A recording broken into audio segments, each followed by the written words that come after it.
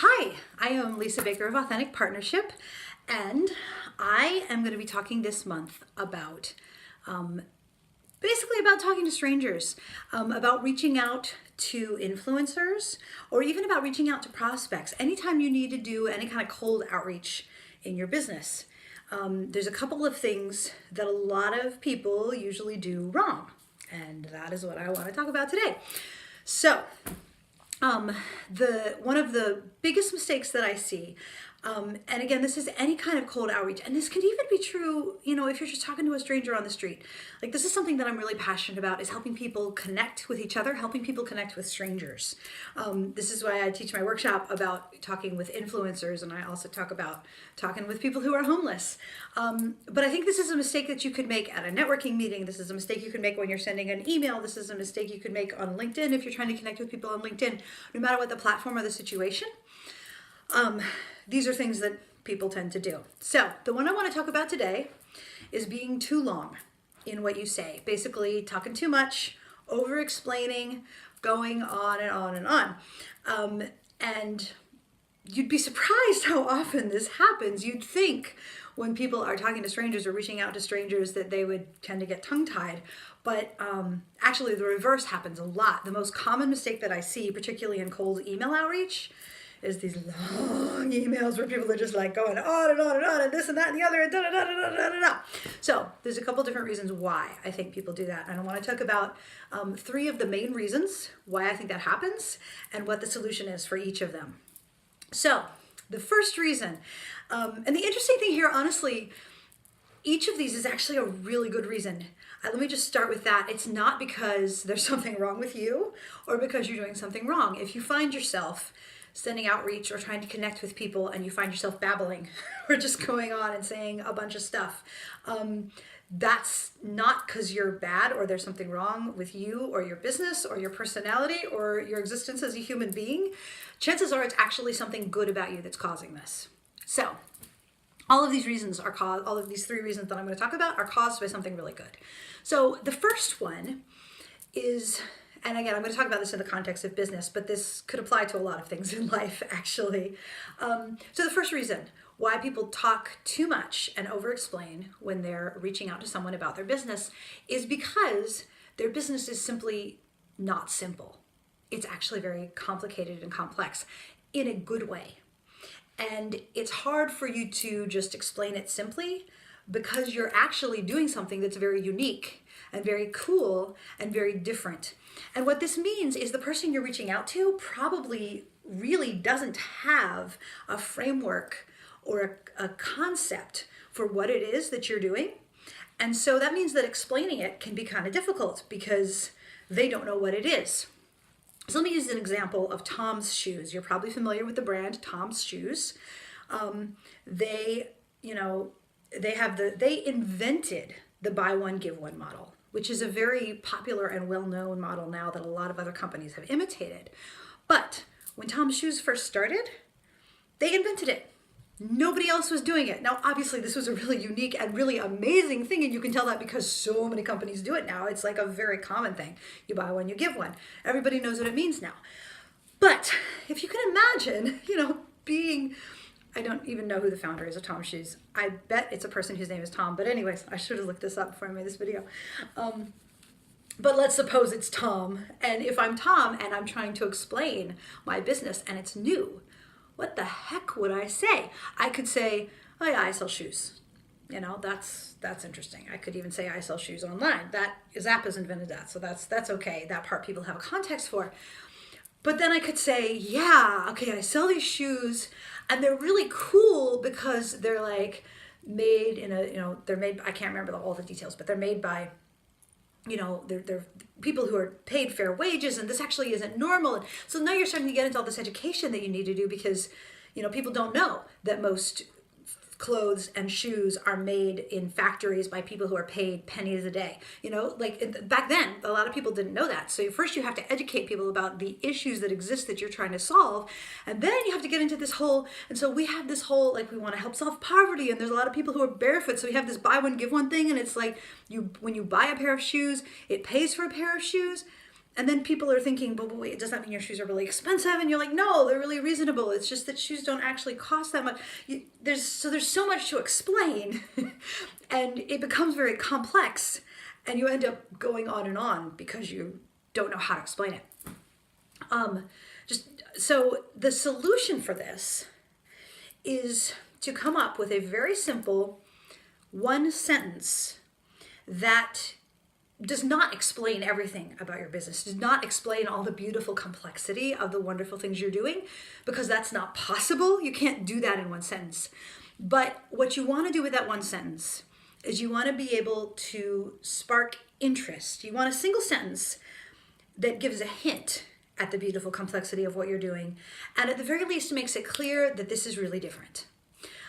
So when I first started really thinking through what was different about my approach to influencer marketing, I literally was going around telling people, this is so bad. I was telling people, yeah, I do like influencer and affiliate marketing, but not in a sleazy way. And people would be like, well, no one says they do it in a sleazy way, so what the fuck does that mean, that you're not sleazy? Like, no one admits to being sleazy with us. And so then I came up with, well, I do influencer marketing and founded on radical human equality. So when I say that phrase, nobody knows what it means. Like, what marketing on radical human equality, what the hell? Like, nobody knows instantly what that means, but they feel like it's different. And so that's what you're looking for. You're not looking for something where people instantly are like, oh, I get it, I understand what you do. You're just trying to give them enough that they understand that they don't understand, that they're like, oh, this is definitely different. This is something I've never heard before, and I want to know more about it. That's your one sentence. What I call the marketing term is your unique selling proposition. But that's what you're looking for, is this. If you're talking so much because you don't know how to explain in a simple way what your business is, then you need to narrow it down to a single sentence that will not explain the whole thing, but will intrigue and will demonstrate the uniqueness. So that's problem number one. You can't explain because it's actually complicated. Reason number two is because you're going on and over explaining because you're actually not sure what you're asking for. You're not quite sure what it is that you want from this person or what you want to offer them. You don't really have it all clear in your head. And so you just kind of start fangirling. And this actually happened to me the other day. I'm working on starting a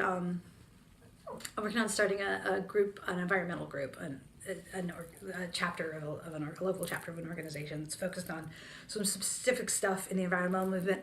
And one thing that's really important to me and that I'm really excited about with this is to seek out the leadership of people of color and especially Indigenous people, and to seek guidance from them on what the most important environmental justice issues are in my town.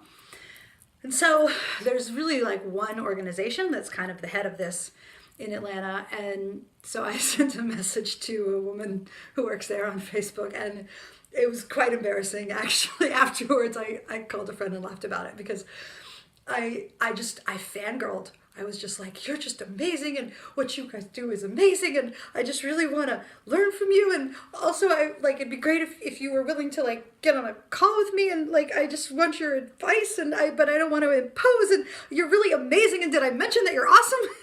It was just terrible. And after I sent this message, I put my phone down and I just started laughing. And then, like I said, I picked my phone up and called a friend and was like, yeah, this happens to me still. But this is actually a good thing. One thing that I always tell people is never try to partner with an influencer that you do not honestly, sincerely admire. So, if you get yourself fangirling because you're so excited about this person that you're trying to connect with, that's not a bad thing in itself. The fact that you feel that way, that you truly admire this person, that you're really excited about what they're doing and you really truly want to connect with them, that's awesome. However, you're not doing anybody a favor by acting like an idiot. So the solution to this is clarity. Clarity is such a gift to yourself and it's such a gift to them. So before you send that message, before you reach out to that person, before you step into the conversation, you want to sit and be very clear with yourself what you hope the outcome will be. And this doesn't mean that you're going to be, totally only open to one option, but you want to be real clear. What I would really love to have happen is this thing. And then you want to be clear in your ask. So you say, hey, I really admire what you are doing. I would love to connect with you and see how this thing I'm starting can support the work that you do. Would you be open to a phone call or whatever? Which is what I did end up finally saying. And we are going to have a call. So, hey, it worked out. But so that's the solution, is just be clear. Be clear on what you're looking for. The third reason why people over-explain and talk too much in their initial outreach is because they're trying to do too much. They're asking for too much in this first step. And the phone call is actually a great example. In some cases, in certain situations, it's okay to ask for a phone call on initial outreach, but usually I think that's too much. And it's interesting because it is honestly, it's kind of the standard in cold outreach to ask for a phone call in your first email. And in fact, the whole tradition of cold outreach is about just making cold phone calls, right? You've heard of this, cold calls. This is how you do sales, right? You just pick up the phone and you call people. And that can still be okay in certain situations and industries. Activism is one where I think it's still okay. But in most business contexts these days, particularly, if your industry is more younger people, and by younger, I mean younger than 50, that's gonna feel really dated, honestly. I have a friend, I always joke that I guess I'm technically kind of an Xennial. I'm not really a millennial, I'm Gen X. I'm right on the cusp, basically. But I feel like a millennial. I identify as millennial. Anyway, I have a friend who's very solidly millennial. And she and I were joking not too long ago about, the weirdness, just how incredibly weird it is when someone wants to call us without scheduling it. I'm like, don't try to get on the phone with me unless that's such a deep commitment for me to actually get on the phone and talk to you in real time and not be able to stop and address my kids or my dog or go pee or whatever. It just feels like a huge commitment to me to get on the phone. For older generation, it's not so much. The phone is not such a big deal. But for those of us who are deep in the age of texting, it's don't call me, text me like a normal person, and then we can connect like human beings. So that's a cultural thing. But to me, in this day and age, if you send a cold email to someone you've never talked with before, you have no connection whatsoever with, you have no introduction, nothing, and you say, hey, do you want to get on a phone call? That is a big ask. I mean, it is kind of like making a marriage proposal on a first date. It's a lot. So maybe not quite marriage proposal, engagement. It's an engagement proposal on the first date. So that is why in my initial email, almost always, if I have an introduction already, then I might not do this. But even then, a lot of times, instead of asking for a phone call or, asking if they'd be willing to do a partnership or whatever my ultimate ask is, I simply ask, can I send you more information? Would you be interested in learning more about what I'm thinking? And this works too, going back to number one, it works really well if all you've done, you haven't really given them the full information, you haven't explained all the details of what you do, you've just given them this one sentence that intrigues them. Then if they're intrigued and they feel like this might be something that is valuable for them and their audience, then of course they're going to say, yeah, tell me more. What do you mean by this buy one, give one thing? What do you mean by this radical human equality? Explain that to me. They're just fascinated. So that's always how I end my initial email or whatever kind of cold outreach I'm doing, is just, can I send you more information? Would you be interested in learning more about this? Does this sound something that might be useful or valuable for you? Because then you're not asking them to make a big commitment. You're not asking them to buy anything. You're not asking them to devote any of their time. You're just asking them to type yes with their thumbs on their phone, and then all the work's on you to send them more information. So those are the solutions if you find yourself going too long in your email outreach. And if you feel like maybe your email is too long and you're not sure, I actually have a service where I'll evaluate your email for you. So I'll put a link under this video and you can check that out. Thanks.